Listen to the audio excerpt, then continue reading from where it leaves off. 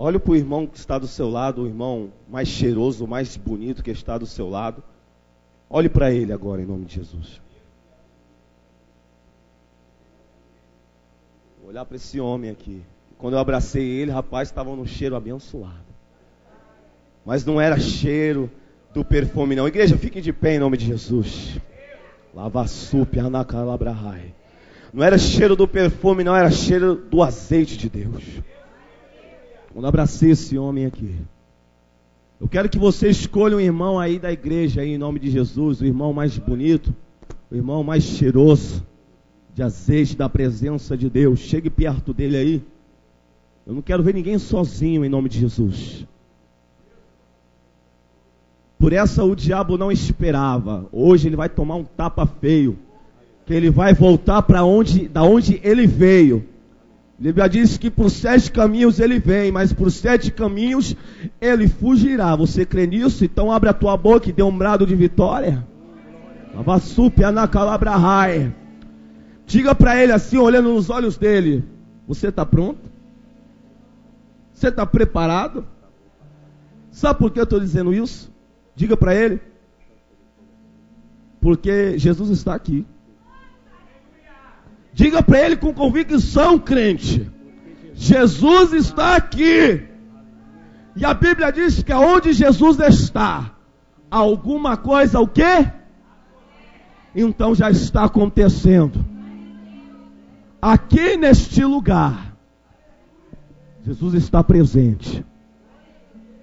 E Ele trouxe você aqui hoje. E desde o começo do culto eu vejo agindo o Senhor aqui em nosso meio, usando os irmãos no louvor, na palavra, nos testemunhos, dizendo: olha, eis que farei uma coisa diferente aqui nessa noite. É diferente quando Jesus está no barco. Pode vir tempestade, ventos podem soprar. O barco parece que vai virar. Aí quando o barco parece que vai virar, de repente você vê aquele homem andando sobre as águas. Você se assusta e acha que é um fantasma. E aí quando você olha, é o homem das mãos furadas, Jesus de Nazaré. Quem é este que até o vento, o mar lhe obedece? O nome dele é Jesus. E ele está aqui nessa noite, porque aquele vento que soprava contra a tua vida, eis que nessa noite o Senhor manda o vento dele impetuoso soprar agora ao teu favor, para te levar até a tua vitória, qual o Senhor preparou para ti nessa noite. Levanta a tua mão nessa noite, meu irmão, e começa a adorar a Jesus, porque Ele está aqui. Aleluia. Levante a tua mão, abre a tua boca, crente, em nome do Senhor Jesus Cristo. Parece que nessa noite aqui, crente com cara fechada, parece que foi batizado dentro de um copo, aleluia, de vinagre. Você não foi batizado num copo de vinagre não, meu irmão. Você foi batizado no fogo do Espírito. Então levante a tua mão nessa noite e comece a adorar a Jesus de Nazaré. Ele está aqui nessa noite. Diga para o irmão: Ele está aqui. Você creia? Aleluia. Amado, sem perca de tempo, que é a mensagem que Deus me dera. Mensagem um pouco longa, mas só que eu vou abreviar no Espírito, né? Não a palavra, mas a revelação.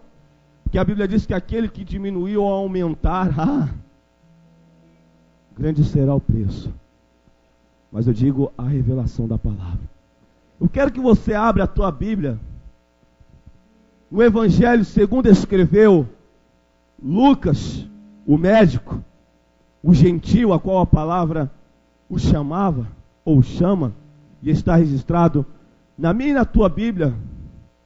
Você vai abrir lá em, segundo escreveu Lucas, no capítulo 8,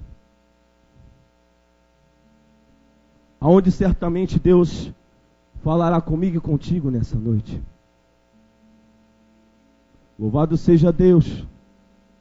No capítulo 8, a partir do versículo 43, nós vamos ler essa mensagem. Eu quero que você nessa noite, amado, você aí que tem celular, você que quer beber água, você que quer ir no banheiro, já aproveita para ir agora, em nome de Jesus, para que você não perca essa mensagem a qual Deus preparou para o teu coração, porque não é do diácono Ivo, mas é do trono de Deus para a tua vida.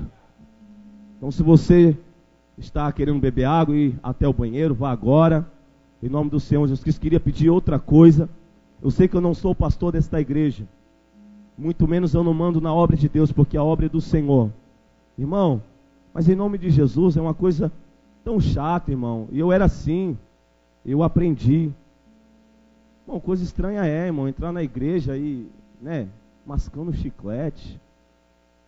Queria ver, irmão, você diante de um juiz, numa audiência, o cara ele se prepara todo, se veste todo bonitão para se apresentar. Eu quero ver você declarar diante do juiz, mastigando chiclete. Aonde está a reverência? Estão perdendo-se, presbítero, as primeiras coisas, as primeiras obras. E são essas que fazem a diferença. Você fala, diácono Ivo, mas não tem nenhum juiz. Enganado está. Se a Bíblia diz que Jesus é o advogado, então Deus é o quê, irmão? É o juiz. Então, em nome de Jesus, irmão, joga o teu chiclete fora. Porque Deus vai usar essa tua boca aí, de profeta, para profetizar, como Ezequiel, no capítulo 37, sobre o vale de ossos secos nessa noite.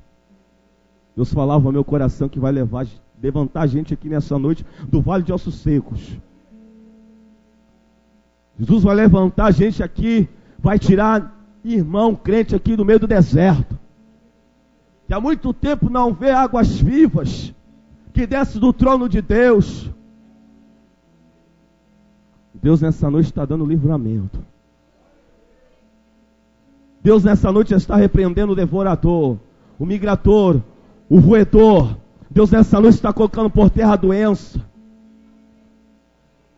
Você crê nisso? Então dá um glória a Deus. Aqui nessa igreja não é proibido dar glória a Deus e aleluia. E eu quero que você nessa noite preste atenção nesta palavra. Não receba isso como correção, mas como exortação. A Bíblia diz que Ele exorta, Ele corrige aquele que... Então agradeça a Deus porque Ele te ama, amado. Amém? A Bíblia diz acerca que 2 ligados da terra está ligado no... Está ligado então, meu irmão, nessa noite? A partir de hoje, amado, mude a tua postura na presença de Deus. Você vai começar a sentir a diferença. Varão, abre mais um pouco de agudo para mim, por favor, em nome de Jesus. Amado, Lucas capítulo 8, versículo 43, perdão. O tema dessa mensagem se chama Quem me tocou? Diga comigo, quem me tocou? Amém? Lemos o texto, todos acharam? Diga amém. E a Bíblia diz assim: e é uma mulher que tinha um fluxo de sangue havia 12 anos, e gastara com os médicos todos os seus haveres, e por nenhum pudera ser curada. Chegando por detrás dele, tocou na orla do seu vestido, e logo estancou o fluxo do seu sangue. Eu disse: Jesus, quem é que me tocou? E negando todos, disse Pedro e os que estavam com ele: Mestre, a multidão te aperta e te oprime, e dizes: quem me tocou? E disse Jesus: alguém me tocou, porque bem conheci que de mim saiu virtude. Então, vendo a mulher que não podia ocultar, se aproximou-se tremendo e, prostrando-se ante ele, declarou diante de todo o povo a causa por que lhe havia tocado, e como logo sarara. Feche os teus olhos, põe a Bíblia aí do lado. Aleluia. Quero nessa noite orar contigo. Levante as tuas mãos aos céus. Louvado seja o nome do Senhor. Eu quero que você frise no teu coração nessa noite. O tema dessa mensagem é lembrar que Jesus está aqui. Então toma cuidado com teus pensamentos, o que você pensa, o que você raciocina aí, em nome de Jesus. Glorioso Deus e eterno Pai, nessa noite, meu Deus, junto com a tua igreja neste sábado, meu Deus, eu sei que o Senhor não opera, não é pela multidão, não é pela quantidade de crentes que há dentro da tua casa, Mas a Bíblia diz que o Senhor, meu Pai, olha para o coração. O Senhor não é como o homem que olha a fisionomia, mas o Senhor olha para o coração. E eu sei que nessa noite há, Senhor, corações, meu Pai, quebrantados e contritos aqui nessa noite, porque assim a Tua palavra diz que o Senhor procura os tais que adoram ao Pai em espírito e em verdade. E nessa noite, ó Pai, eu quero pedir a Ti, Senhor, que dos nossos lábios, meu Deus, possa sair o perfeito louvor e a perfeita adoração, e que nós possamos, meu Pai, chamar a Tua atenção nessa noite para nós, porque assim como essa mulher na Tua palavra, meu Deus, ela teve ali, Senhor, a atitude de tocar, Senhor, nas Tuas vestes. Queremos nessa noite fazer esse ato profético e tocar na Tua obra, Jesus, tocar na Tua unção, tocar na Tua virtude. Meu Deus, eu peço a Ti nessa noite, abre, Senhor, a janela do céu sobre nós e derrama uma bênção tal que dela venha a maior abastança. E diga comigo, graças a Deus. Amém? Sente aí em nome de Jesus. Nessa mensagem, amados, eu quero compartilhar contigo uma história de uma mulher com fluxo de sangue, uma história bem conhecida, que no Evangelho, uma história que é passada de irmão para irmão, pastor para pastor, igreja para igreja, e é uma mensagem muito conhecida. Mas eu me preocupei, meus irmãos, de ir mais a fundo em cima desta mensagem, ir atrás, amado, da história desta mulher, porque a Bíblia, ela enfatiza essa história de uma maneira, amado, a qual você tem que buscar conhecimentos não só espirituais, mas conhecimentos também teológicos, para você entender melhor, amado, o que essa palavra quer dizer ao meu e ao teu coração. E nesta palavra, amado, escreve um homem por nome Lucas, o médico.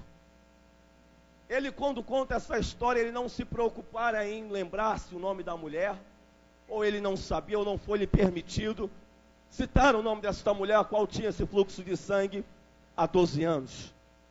Mas é interessante que esse homem, amados pelos teólogos, é conhecido como homem gentil, um homem muito sábio, Lucas, o médico, porque da maneira, presbítero, que ele escreve esse texto, que ele conta essa história, meu irmão, é como se ele andasse com Jesus, ou já tivesse andado com Jesus, é como se ele vivesse com Jesus.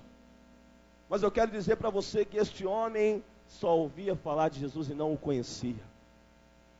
E dessa palavra, presbítero, eu posso perceber que hoje, pelos olhos naturais, a gente não vemos Jesus, que pelos olhos humanos não vemos Jesus, mas que através dessa palavra, meu irmão, eu posso perceber que mesmo não ter andado com Ele, mesmo ainda não tendo contemplado as suas obras, as suas maravilhas, eu posso perceber que através do Espírito Santo de Deus, nós podemos viver Jesus, e andar com Ele, viver com Ele, porque a palavra diz que Ele iria, mas Ele deixaria o Consolador. E através dessa palavra eu posso perceber que mesmo não vendo as obras dele, como está escrito aqui, não as que acontecem hoje, podemos viver Jesus, andar com Jesus, falar com Jesus, como se tivesse convivido realmente com Ele, de carne para carne, de ser humano para ser humano. E é interessante que Lucas, ele escreve com uma riqueza de detalhes dessa história, enfatizando ela, trazendo uma conjectura para o meu teu coração de uma maneira, amado, esplendorosa, presbítero, de uma maneira assim que você imagina como se ele estivesse ali, naquele momento do milagre, quando aquela mulher tocou nas vestes de Jesus, parece que ele estava filmando, parece que ele estava tirando foto, estava presente, e ao mesmo tempo que ele via a cena, ele escrevia. Aí muitos perguntam, mas como isso é possível? Através do Espírito Santo de Deus. E é interessante, amado, eu quero que você nessa noite, através dessa história, ande comigo, aqui prestando atenção na história desta mulher. Como eu disse para ti, eu me preocupei em saber melhor, trazendo, amado, há muitos anos atrás, ainda antes de Cristo, sobre como vivia uma mulher com fluxo de sangue. E ali eu fui buscar, amado. e o Senhor começar a me mostrar. Quero que você nessa noite não se escandalize. Não quero que você nessa noite não fique perplexo ou assustado. Porque esse estudo eu fiz em cima da Bíblia e isso me dá segurança de trazer para ti. Amados, nessa palavra nós vemos uma mulher que havia 12 anos doente, de uma doença maligna chamada fluxo de sangue. E é interessante, amado, que no livro de Levítico, no capítulo 15, a Bíblia conta uma história, fala-se de umas leis, que foram estabelecidas de Deus, através ali de Moisés, sobre mulheres, amado, que estão agora no seu momento, no ciclo menstrual. Eu quero nessa noite tocar nesse assunto, enfatizar esse assunto, trazendo aqui junto comigo essa mulher do fluxo de sangue. E a Bíblia diz, amado, que quando a mulher está, amado, nos seus dias, no livro de Levítico, capítulo 15, se você quiser depois estudar, é interessante para você aprender. A Bíblia diz assim que quando a mulher chega-se nos seus dias, no ciclo menstrual, ela tinha que ser separada, presbítero. E se naquele dia que chegar ao seu dia de menstruar, do seu ciclo menstrual, se naquele momento ela estava usando aquelas vestes, ou deitado numa cama, a sua família, os seus pais tinham que pegar as suas vestes e botar fogo. Pegava-se o colchão, amado, e jogava fora. Porque naquela época, amado, o ciclo menstrual era considerado, amado, como se fosse um pecado, como imundícia. No Levítico capítulo 15, você depois procura e comece a estudar. E é interessante, amado, que eu fui buscar, através de Levítico capítulo 15, numa religião que se chama cristãos ortodoxos. Quem já ouviu falar dos cristãos ortodoxos? Aqueles caras que andam tudo de preto, chapéuzão, com as trancinhas assim. E é interessante que esses homens, essa religião, não fiquem assustados. Desde os anos antigos até o dia de hoje eles mantêm essa prática. Quando a mulher, ela tem um ventre fértil, ela é considerada para a sociedade, para essa religião, uma mulher que para a sociedade é considerada uma mulher de alta postura, uma mulher abençoada, uma mulher ungida de Deus.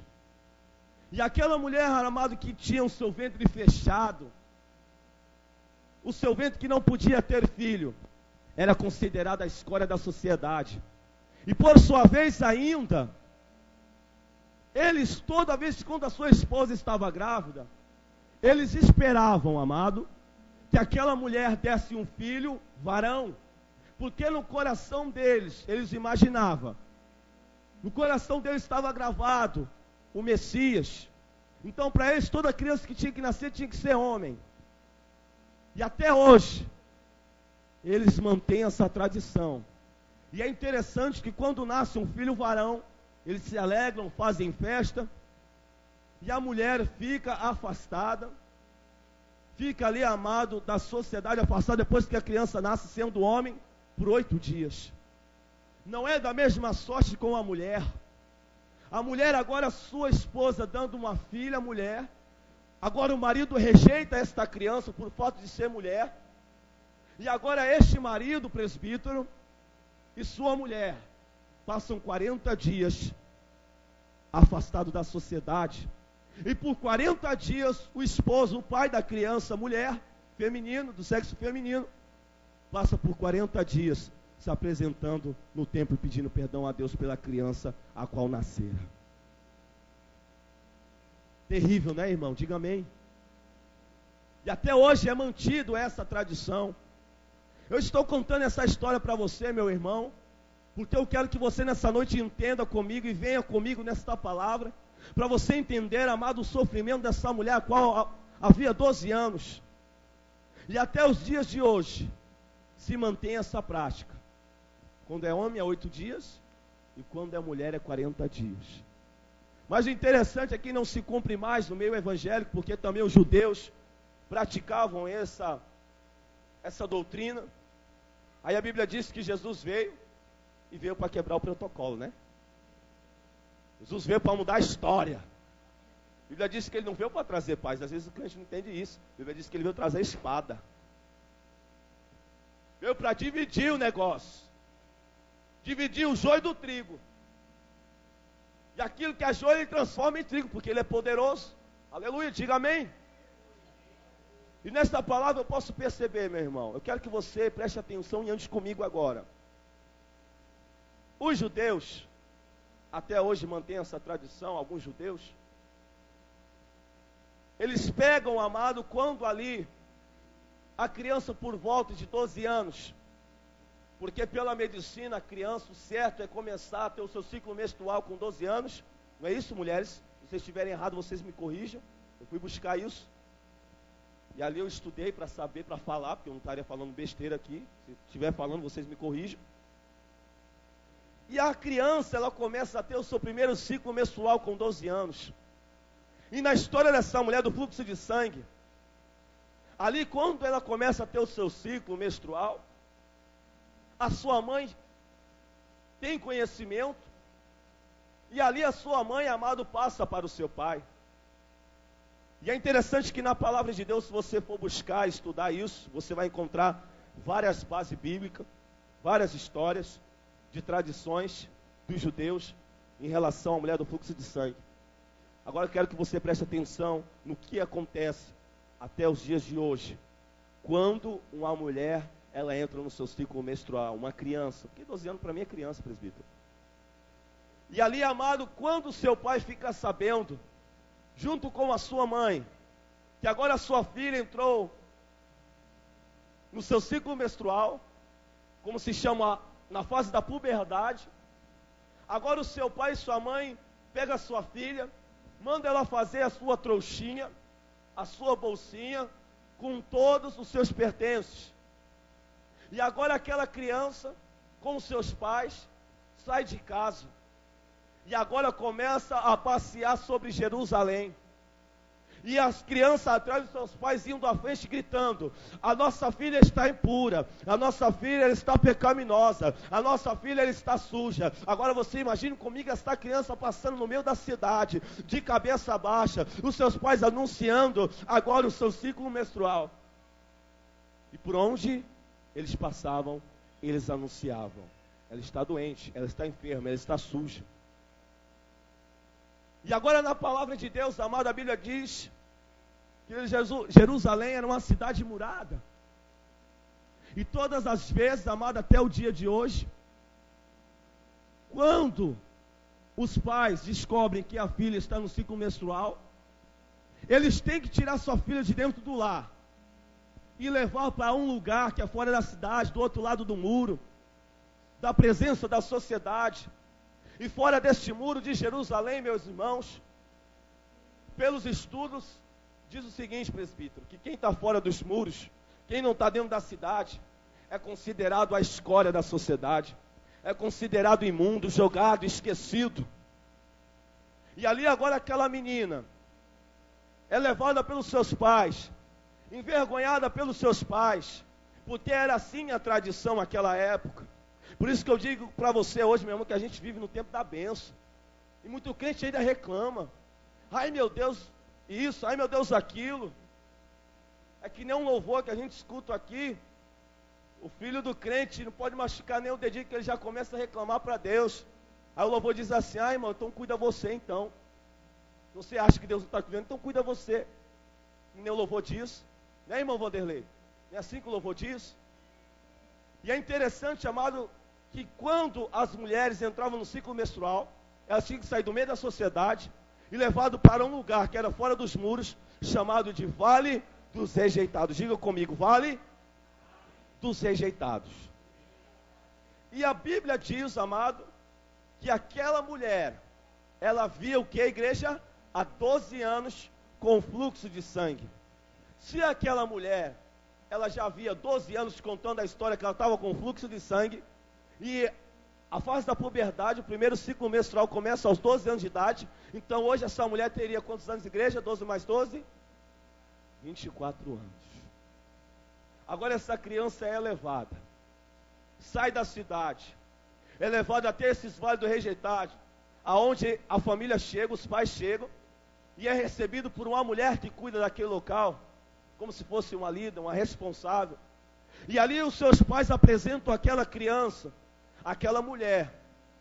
E os seus pais, junto com aquela mulher, amado, dá e cria uma esperança no coração dela. Olha, filha, porque a fase do ciclo menstrual da mulher é de 5 a 6 dias.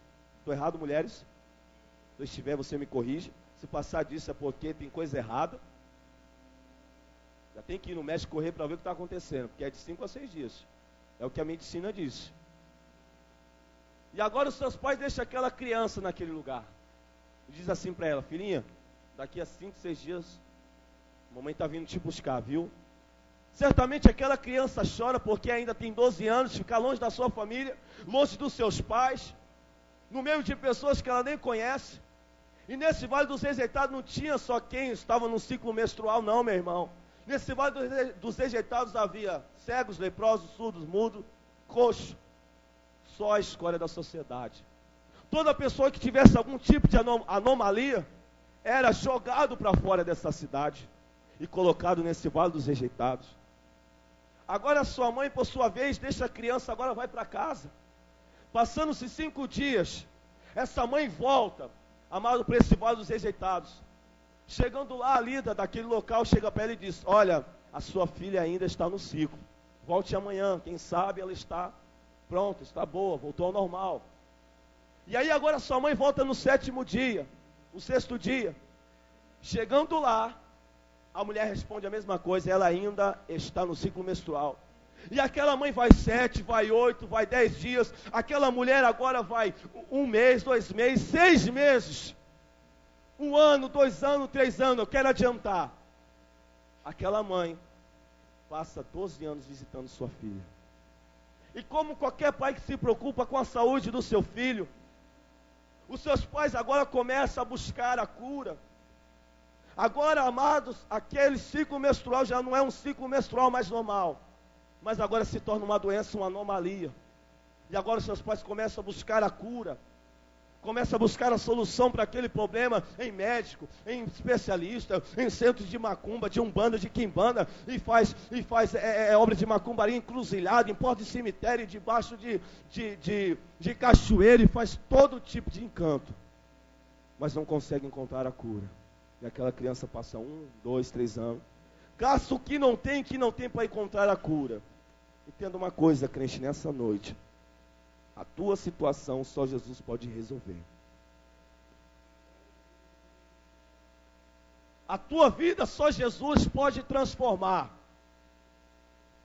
A tua história só Jesus pode pôr um ponto final e começar uma outra história dizendo assim: vitória, vitória, bênção, unção, poder e glória. Só Jesus pode fazer. Tu tem que entender isso, crente. Tu pode buscar a solução para o teu problema em todos os lugares, mas o que é impossível só Jesus faz, presbítero. Agora seus pais preocupados, tristes, aborrecidos por não encontrar a sua cura, e sua filha vivendo naquele local. Agora aquela mulher aqui na história tendo 24 anos, e naquela época a tradição era o seguinte: tendo 24 anos agora, o normal seria ela já estar casada e ter um filho, ter família. Agora não. Ela se encontra dentro daqueles vales do rejeitado por 12 anos, só sendo visitado pelos pais. Ao seu lado só tem um leproso, só tem um cego, só tem um surdo, só tem um mudo. Aquela jovem foi rejeitada pela sua doença, pela sua anomalia. Ninguém dava valor para ela. Hoje, amados, se mudaram os princípios. As pessoas não te consideram e te amam mais, presbítero, pelo que você é. Mas agora hoje a sociedade considera você pelo que você tem. Mas com Jesus é diferente. Ele te olha, te chama, te escolhe. Sabe por quê? Porque um dia ele morreu na cruz do Calvário para dar vida para mim e para você. E a Bíblia diz vida com abundância. Meu irmão, não foi o homem quem te escolheu, não, meu querido. Não foi pastor Natan, não foi diácono Ivo.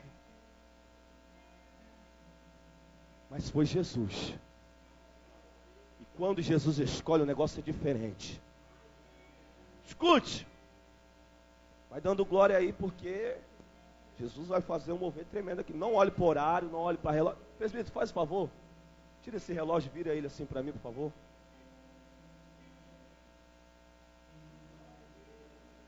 Só quero dar um aviso. Quem quiser ir embora, porque nesse momento agora, a autoridade espiritual está nas minhas mãos. Quem quiser ir embora pode ir. Porque o que Deus vai fazer aqui nessa noite, meu irmão. Ai, Jesus. Não é porque é o diácono Ivo que está aqui, não. É porque Jesus está aqui, ó.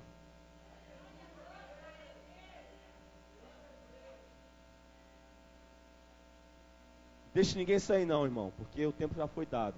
Quem quer sair, levante a mão e pode sair em nome de Jesus. Eu digo isso, irmão, porque eu sei que o Espírito Santo de Deus já te segurou aí na cadeira.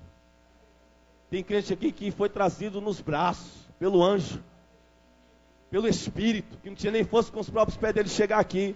Aí Deus mandou, falou, ó, vai buscar ele lá em casa agora. Leva até a minha casa lá, porque eu vou mudar o quadro da história dele. Vou levantar ele do pó hoje. Vou levantar ele do meio do vale dos ossos secos. Vou tirar ele do deserto. E vou mostrar que eu sou Deus na vida dele.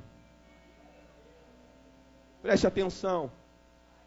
Agora aquela mulher tendo 24 anos, rejeitada, longe de tudo e de todos, só vivendo no meio de cego, pessoas esquecidas pela sociedade, irmão William. E agora aquela mulher, ela se sente menosprezada, esquecida. Agora aquela mulher se sente, amado, como se fosse um nada. Se sente um lixo, um entulho.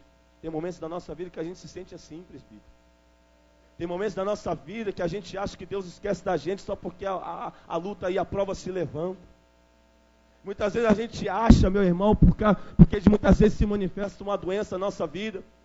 E é interessante que naquela época, a pessoa que tinha um tipo dessa anomalia, as pessoas diziam o que a família desta criança fez para que essa criança tivesse a sua enfermidade.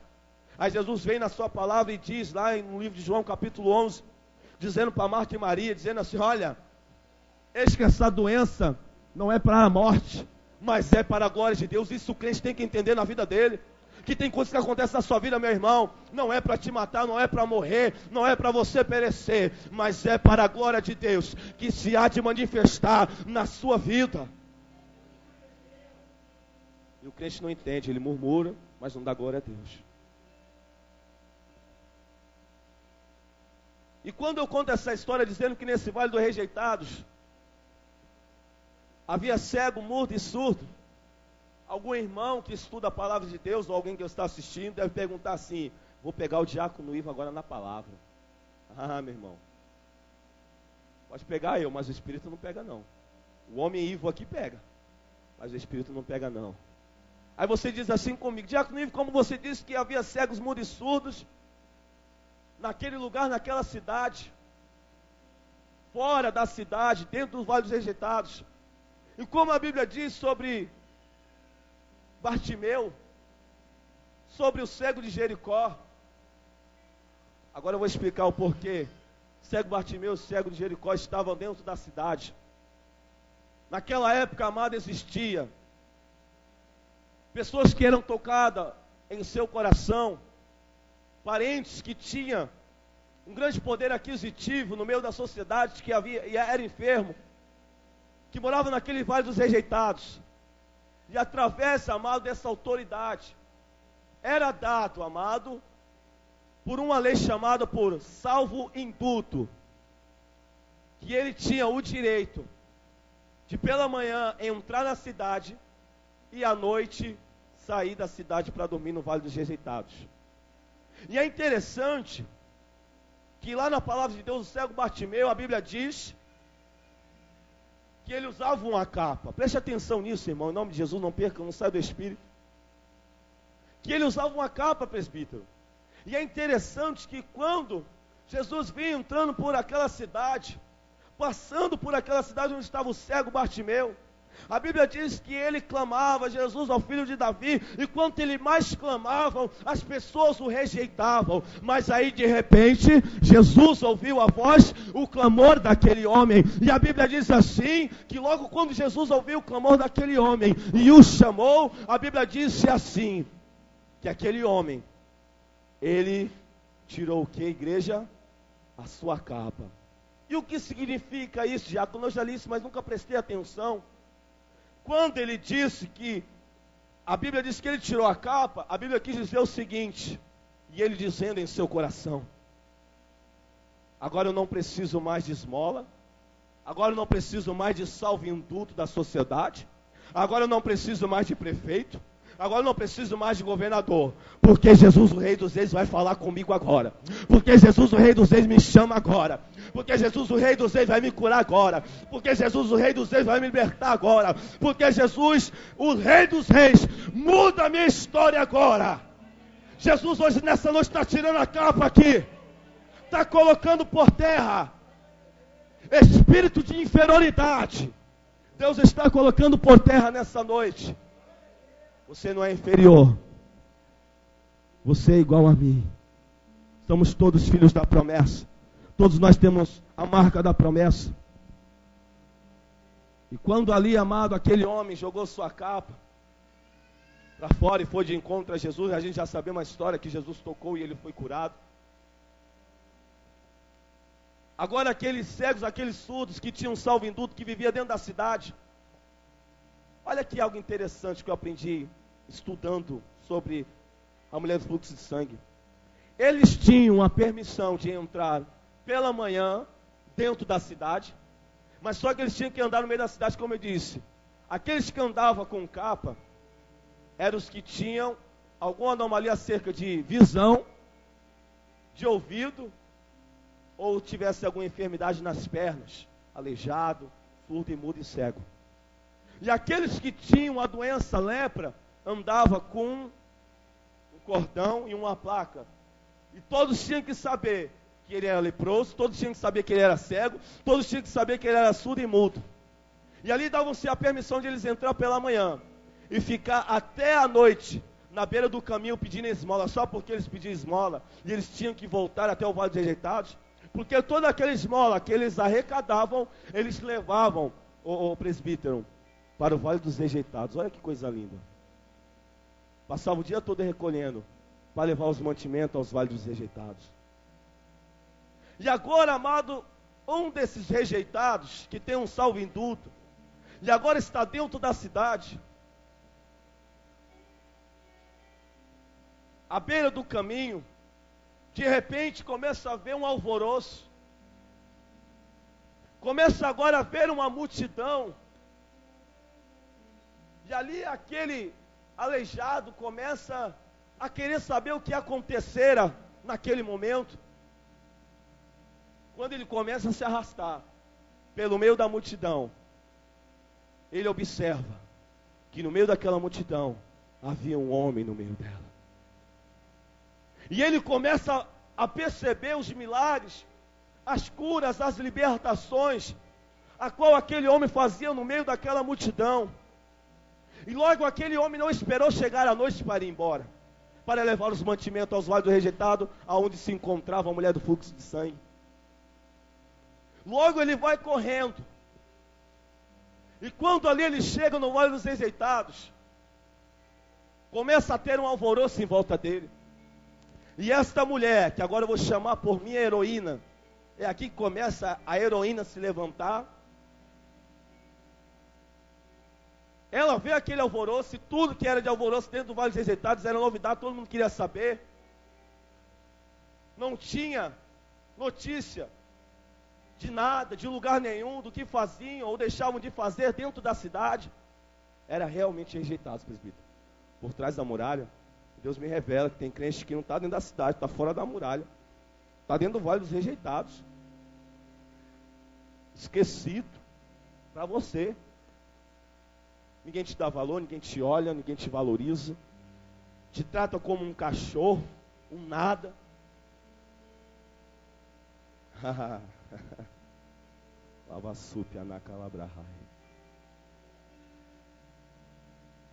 Agora aquela mulher estando dentro do Vale dos Rejeitados quer saber o que ia acontecer através daquele coxo.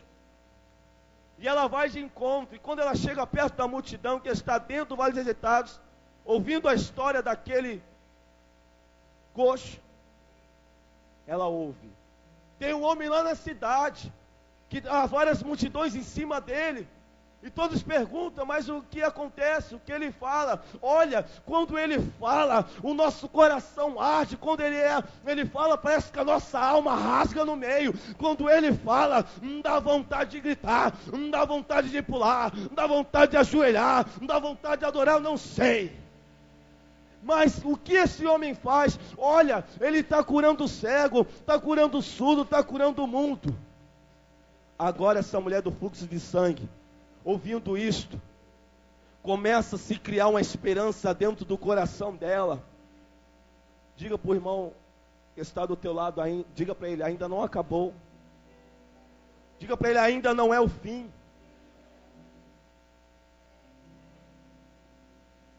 Diga para ele: hoje Deus está fazendo um novo recomeço na tua vida.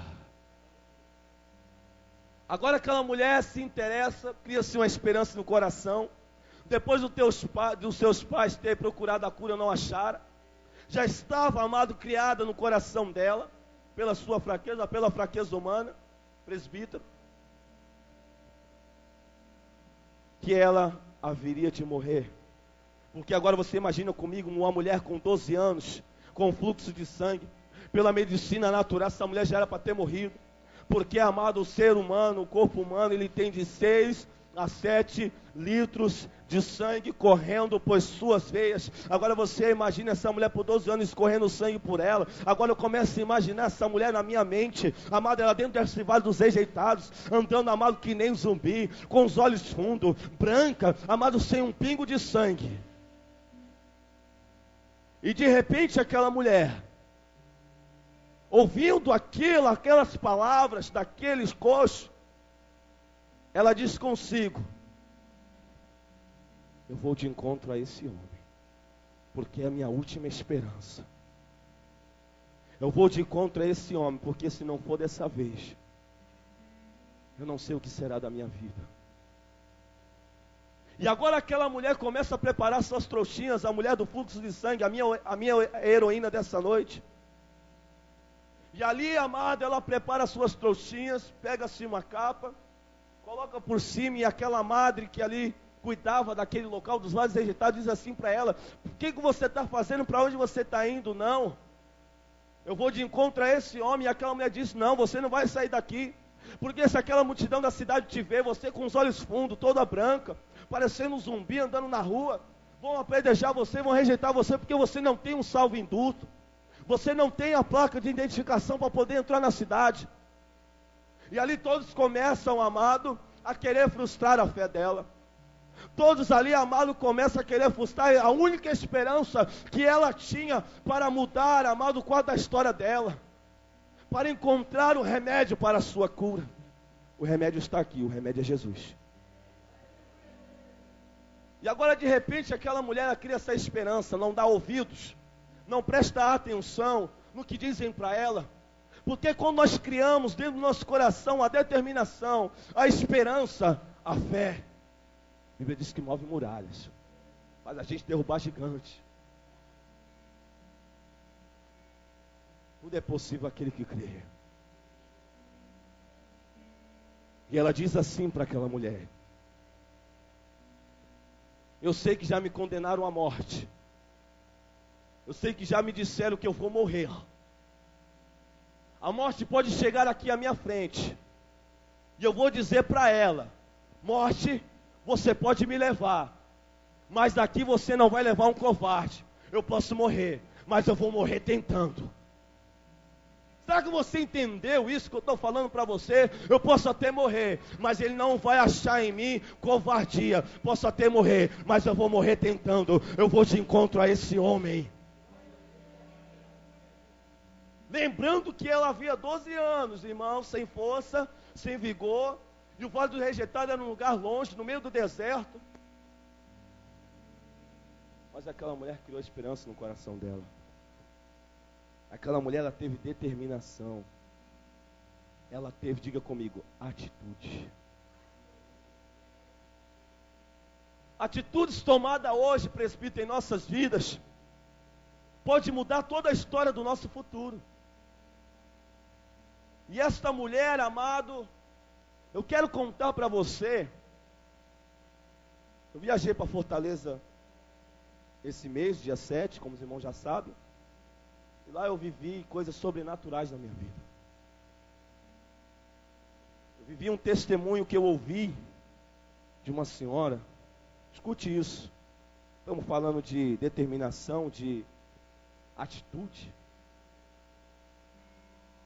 E essa irmã contava esse testemunho, irmão. Eu quero compartilhar com a igreja. Preste atenção. Essa mulher chegou. Era uma mulher de Deus, uma mulher que orava, que sempre estava na igreja orando. Certo dia ela saíra da sua casa, para ir até a igreja orar, deixando em sua casa os seus 6 filhos. Amada, e ela saíra da sua casa, deixando seus 6 filhos, para orar, para buscar a presença de Deus. Estava numa campanha. E amados, e depois que ela chegou na igreja, fez o período de oração, ela voltou para casa. Chegando perto da sua casa, estavam parados na frente da sua casa ambulância, bombeiro, e aquele alvoroço de médico, de bombeiro, de paramédico, de enfermeiro. E ali, amado, quando ela vinha chegando perto da sua casa, ela já foi desfalecendo, desmaiando, porque ela já pensou o pior. Ela imaginou, fui para a igreja, voltei, tem um monte de ambulância, um monte de polícia na frente da minha casa, um monte de bombeiro, e só estavam os meus 6 filhos, sendo que o seu filho mais velho só tinha 13 anos. E olha o que acontecera, meus irmãos. Enquanto a sua mãe saía para ir orar a Deus na igreja, esse menino, andando pela casa, achou um potinho com um pozinho vermelho. E ele pegou esse pozinho vermelho, colocou dentro de uma jarra e fez suco para os seus 5 irmãos. E ali ele mexeu, e aquilo que ele mexer, aquele pozinho vermelho, colocou bastante açúcar, e o açúcar, amado, que ele colocou ali, ele depositou dentro daquela jarra de suco, fez com que o gosto amargo, que era pozinho de chumbinho, não se perceber, tirou aquele gosto agro do chumbinho, amargo, e os seus 5 irmãos tomou, inclusive ele. E ali, amados, quando os seus irmãos tomaram, o mais novo começou a passar mal, começou a espumar pela boca. E o segundo, e o terceiro, o quarto, e aí saiu desesperado até o vizinho, para pedir ajuda. E chegando até o vizinho, ele não conseguiu falar, desmaiou nos pés do vizinho. E essa mulher, quando chegaram na sua casa, ela desmaiou. E quando acordou, já acordou no hospital. E quando ela acordou, já veio o paramédico dizendo para ela: senhora, eu quero dizer para a senhora que seus 6 filhos entraram em óbito. O que ela estava fazendo, igreja? O que? Não ouvi. Depois que ela voltou de ter acordado dos remédios, do desmaio, deram essa notícia para ela foi um choque. Depois de uma hora ela chorando, e ela fora de si, ela caiu em si, e ela começou a raciocinar e pensar. Aí chegou o enfermeiro e disse assim: ó, senhora, eu preciso levar a senhora até lá na onde ficam os mortos lá, porque a senhora precisa reconhecer os corpos do seu filho. Já foi assinado o atestado de óbito, a hora que eles morreram pelo médico. A senhora precisa ir lá comigo para reconhecer, para identificar os corpos. E essa mulher foi ali andando pelo corredor. E esse rapaz que o acompanhava para levar até lá, ouviu dizer, alguém chamando ele, né? E ela aproveitou a situação que ele saiu, ela foi de encontro àquele lugar, entrando por aquelas portas, ela trancou e ficou só com os filhos dela lá. E depois o enfermeiro voltou, bateu na porta, ela não abriu, depois o enfermeiro foi atrás de ajuda para arrombar a porta para entrar, com medo dela fazer alguma besteira. Mas olha o mover de Deus. escute, isso é forte, eu chorei com esse testemunho. Meu Deus, é forte. E aí, presbítero, aquela mulher começa a passear dentro daquele lugar e vê os seus 6 filhos deitados naquela pedra. E ela começa a orar e fala: meu Deus. Chegou perto do primeiro corpo, do mais novo, pôs a mão nele e disse assim: Jesus, eu estava na tua casa orando. Meu Deus, eu não estava me prostituindo, não estava fofocando, eu estava na tua casa orando. E ali, meu irmão, começou daquela mulher descer aquelas lágrimas, lava-sup, anacalabra-rai. E com aquelas lágrimas ela limpou o seu rosto, amado, e começou, amado, a massagear o rosto do filho mais novo. Quando de repente, quando ela orava e chorava, o seu filhinho mais novo fez assim: Ratim! E acordou o primeiro, e quando ela viu que o primeiro acordou, ela disse assim: Jesus, olha, eu estava orando por esse aqui também. Jesus, eu estava orando por esse outro. Jesus, eu estava orando por esse outro. E todos começaram a se levantar. Meu irmão, em nome do Senhor Jesus Cristo, creia nessa noite que o teu Deus, Jesus, está aqui. Amado, se você tem chorado, se você tem orado, se você tem clamado, se você está buscando a presença do Senhor e está aqui nessa noite, eu quero dizer para você: Labravastuque, Anabrahai, não perca a oportunidade, já que tu está aqui, leva a tua bênção, toma posse, amados. E ainda não acabou testemunhos. Aquela mulher ainda, saindo com os seus filhos, abriu a porta, seus filhos ainda meio cambaleando, né? Ressuscitado, né, presbítero? E ali disse que foi um alvoroço dentro daquele hospital. Eu quero dizer para os irmãos que aquela mulher provou. Está lá o atestado, ela contou um testemunho, mostrou para mim, porque nesse dia eu estava ministrando a palavra de Deus, ela mostrou no final do culto para mim. E ela mostrou o atestado, as fotos, tudo, provando. E não precisava nem provar. Eu tenho fé no meu Deus, eu acredito que Ele faz isso e ainda muito mais coisas. Você ressuscitou Lázaro depois de 4 dias. E aí, foram ela e seus filhos até o clínico geral que assinou o atestado de óbito. E ela dizendo que ele chorando, não conseguia nem fazer aquele papel que dão para depois que você é diagnosticado, a receita.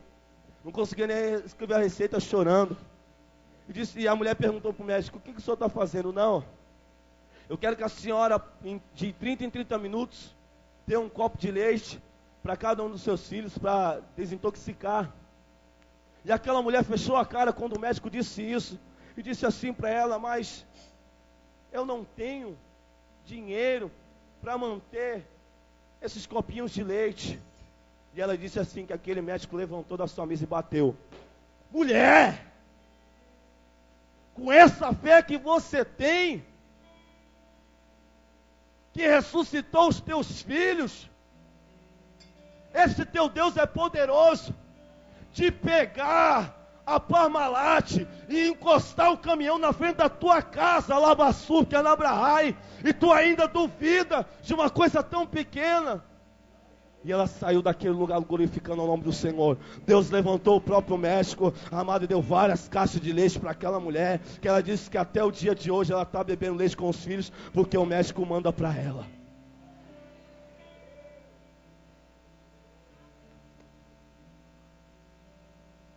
Atitude. Vassup Anacalabrahai. Pode mudar o meu e o teu futuro. Meu irmão, eu não quero nem saber do que você tem passado, da sua luta, o tamanho do teu gigante que você tem enfrentado todo dia na tua casa, no teu lar, na tua família, no teu trabalho. Eu não sei, nem quero saber. Eu só sei de uma coisa, que o meu Deus é maior. O meu Deus, o teu Deus é maior. A Bíblia diz que maior é o que está em nós do que o que está onde, igreja? Então por que você duvida?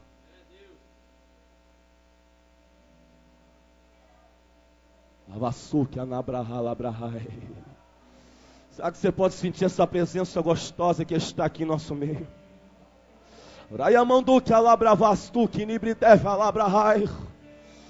Alabrapafasupiniquinibre deve alabrahai. Raya mandou pedir da suque anabrahai. Raya mandou pia calabra suque nibridé. Assim diz o Senhor, igreja. Raya mandou que alabrava suque anabrahai. Um desses dias que eu estava em Fortaleza, fui orar por uma senhora que ela tinha cisto no ovário. Já fazia 7 anos. E ela chegou na ponta do altar e disse assim, que lá eles me chamavam de pastor. Eu sei que é um ministério que não tem para onde eu fugir. Um dia vou ser pastor. Já me conformei com isso. Não como uma prova, mas como uma honra de Deus. E aquela mulher chegou com um bucho desse tamanho, disse assim, pastor, estou enfermo, o médico disse que eu tenho um cisto no ovário. E ele me deu 1 mês. E o que eu faço? Já pedi para os pastores daqui orar, eles disseram que se o médico disse isso, acabou. Os pastores de lá, hein? Veio um missionário aqui e disse que realmente Deus vai me levar. Mas até uns dias atrás Deus disse para mim que tinha obra na minha vida, tinha promessa. E agora Deus mudou a palavra dele. A Bíblia diz que ele não é filho do homem, nem homem para que imite, nem volte atrás com suas palavras. E eu olhei para aquela mulher, o presbítero Aloísio, e disse assim para ela, falei, olha mulher, esqueça tudo o que disseram. Esqueça o que o médico diagnosticou. E ouça a voz do Senhor que te diz nessa noite. A última palavra é a de Deus. Ainda que o homem, ainda que o médico, ainda que o demônio venha, se levante e aponta o dedo na sua cara e diz para você, você é um derrotado, você já perdeu essa guerra, eu te venci, acabou, já era, tu vai morrer, tu vai perecer. O meu Deus, nessa noite, te traz aqui e manda te dizer, a última palavra é a minha, e a última palavra minha diz assim, é vitória para a tua vida, mulher. O Senhor tem contemplado a tua vida, tem contemplado a tua prova, o teu choro. Quando tu tem dito para o Senhor, Deus, eu não aguento mais, Deus, eu estou perdendo as minhas forças.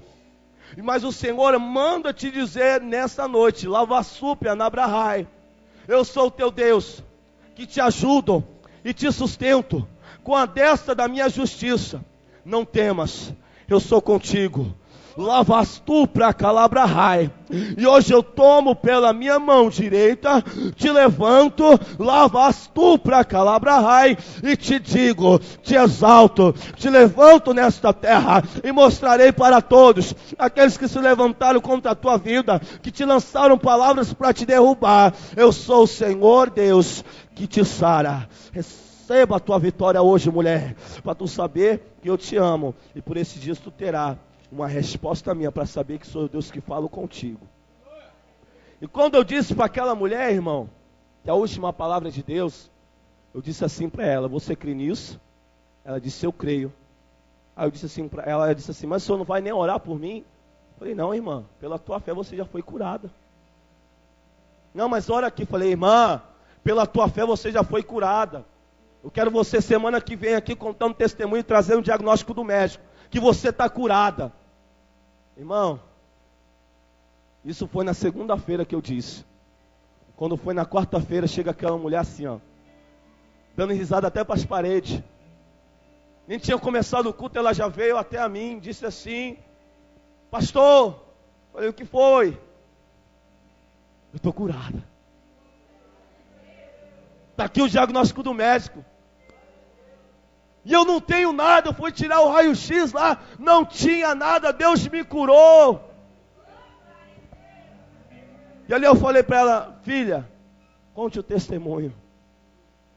E através do testemunho dela, no meio da pregação que eu preguei de novo, no meio da mensagem que eu chamei ela, aí foi na hora que levantou o pai de santo. 23 anos servindo a Satanás, pai de santo. Estava todo cheio de guia, lá sentado lá no fundo, uma igreja de 600 membros. Estava lá no fundão. E ele veio caminhando no meio da igreja, todo com aquelas roupas, todo com aquelas parafernálias, e veio até o altar. E eu já estava preparado. Falei, Jesus, na hora que eu olhei para as vestes dele, eu falei, Jesus, a guerra vai ser grande. Porque às vezes a gente julga pela aparência, né? Mas não sabe nem que Jesus opera, que Jesus está fazendo.